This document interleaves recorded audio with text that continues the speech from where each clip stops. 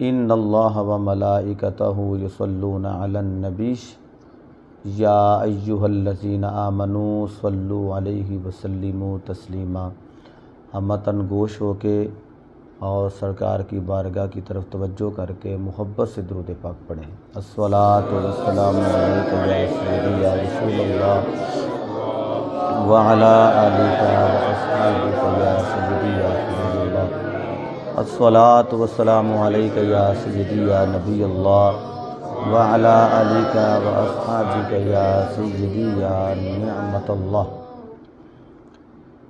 درود پاک کم از کم جب بھی پڑھیں تو 3 مرتبہ ضرور پڑھا کریں۔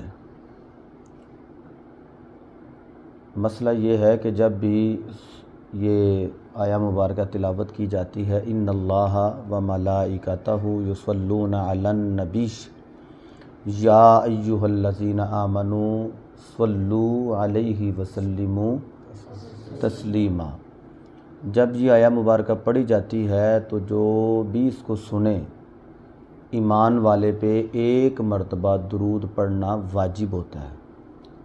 کتنی مرتبہ؟ 1 مرتبہ پڑھیں تو درود پڑھنا وجوب پہ عمل ہوگا، لیکن 3 مرتبہ جو پڑھے، نبی پاک صلی اللہ علیہ وسلم نے ارشاد فرمایا جو دن اور رات میں 3 مرتبہ درود پڑھے اللہ دن اور رات کے اس کے گناہوں سے اسے پاک فرما دیتا ہے۔